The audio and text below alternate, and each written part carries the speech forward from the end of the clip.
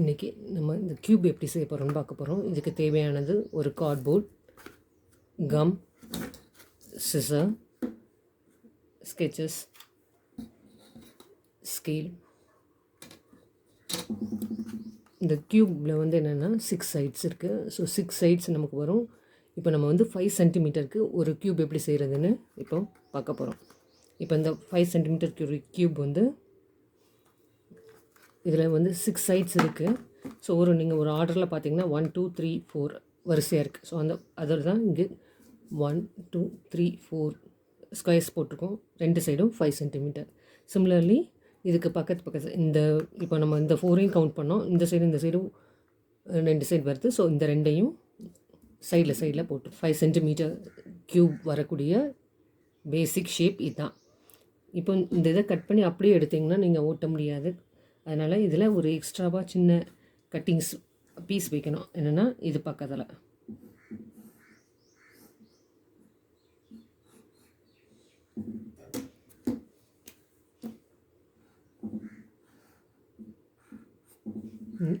இந்த சைடு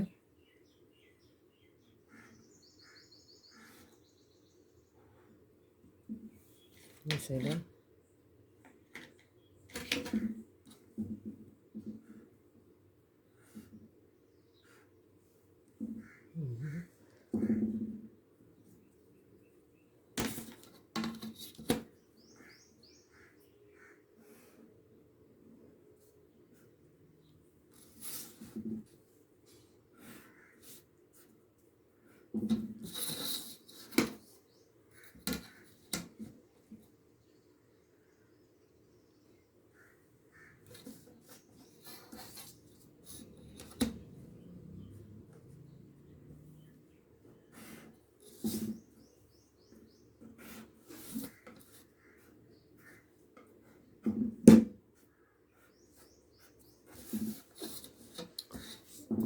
எல்லா சைட்லேயும் இதே மாதிரி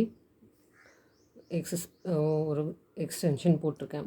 எதுக்கு அப்படின்னா இந்த பாக்ஸை க்ளோஸ் பண்ணும்போது நம்ம ஒட்டுறதுக்கு இந்த லாஸ்ட்டாக இங்கே வரும்போது இந்த இடத்துல ஒரு பிட் இருந்துச்சுன்னா ஈஸியாக ஒட்டிக்கும். ஸோ அதனால் இந்த இடத்துல ஒரு எக்ஸ்ட்ரா பிட் இங்கே வச்சுருக்கோம்.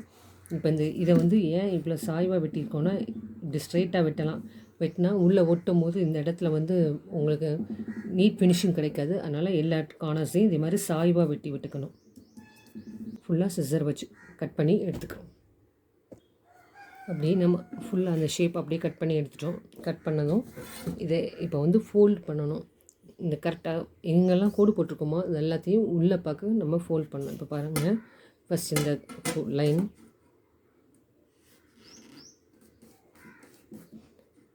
இப்படி ஸ்ட்ரெயிட்டாக 90 டிகிரிஸில் ஃபோல்ட் பண்ணி விடுங்க.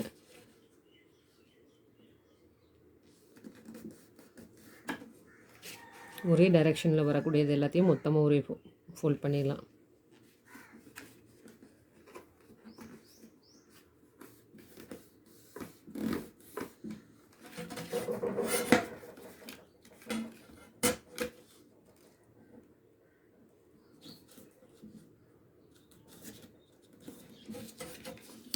இப்போ டைரெக்ஷனை மாற்றி இதெல்லாம் ஃபோல்ட் பண்ண வேண்டியிருக்கோ அதெல்லாம் ஃபோல்ட் பண்ணுங்கள். இப்போ இங்கே பாருங்கள், இந்த லைன்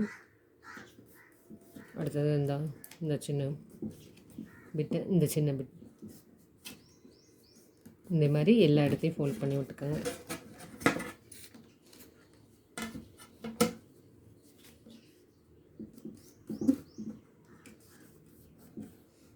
இந்த மாடல் உங்களுக்கு வந்து ஸ்கூல் ப்ராஜெக்ட் செய்கிறதுக்கு, அப்புறம் டீச்சர்ஸ் எஜுகேஷன் படிப்பாங்கள்ல, அவங்களுக்கு எல்லாத்துக்கும் இது ரொம்ப யூஸ்ஃபுல்லாக இருக்கும்.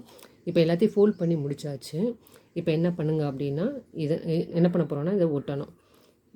ஃபஸ்ட்டு இந்த லாங் லென்த் 4 சைடு இருக்குல்ல, அதை இப்படி ஃபோல்ட் பண்ணி சின்னதாக அந்த பிட் லாஸ்ட் இருக்குல்ல, இதில் கம் அப்ளை பண்ணி இப்படி இங்கே அப்ளை பண்ணக்கூடாது, இதுக்கு பின் சைடில் அப்ளை பண்ணி இதை அப்படியே ஒட்டிடணும்.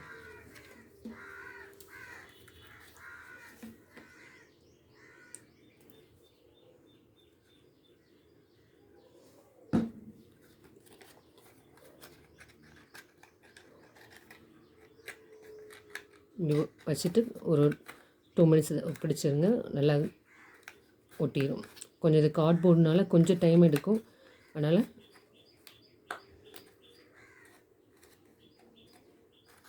வச்சு விடுங்க, ஒட்டிக்கும். சரி, இப்போ என்ன பண்ண போகிறோம், நெக்ஸ்ட் சைட். இப்போ இதில் பார்த்தீங்கன்னா இந்த இடத்துல 2 ஃபோல்டிங் இருக்குது, இங்கே ஒன்று இருக்குது. இந்த 3லேயும் கம் அப்ளை பண்ணணும். எப்படின்னா இப்போ வெளியே பார்க்க உள்ள இடத்துல கம் வைக்கணும், உள்ளே பார்க்க உள்ள இடத்துல கம் வைக்கக்கூடாது, வெளி சைடில் தான் கம் வைக்கணும். ஸோ இந்த சின்ன சின்ன பிட்டில் வெளி சைடில் கம் வைங்க.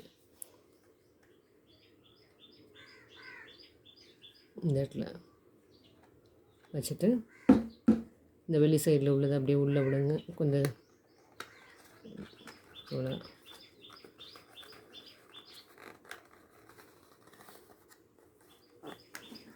இதை அப்படியே வச்சு கை வச்சு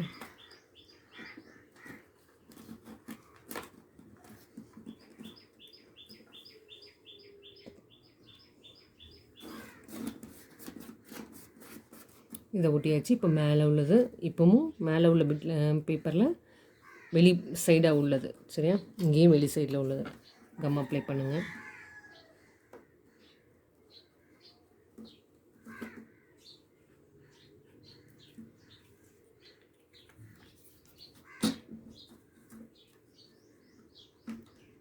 இந்த பேப்பரை கொஞ்சம் அப்படியே லைட்டாக உள்ளே விட்டு, இங்கிட்ட ஆல்ரெடி பேப்பர் உள்ள கம் அப்ளை பண்ணியிருக்கோம். ஸோ அதை அப்படியே வச்சு லைட்டாக அமுக்கி ப்ரெஸ் பண்ணி பிடிச்சிக்கோங்க. அப்படியே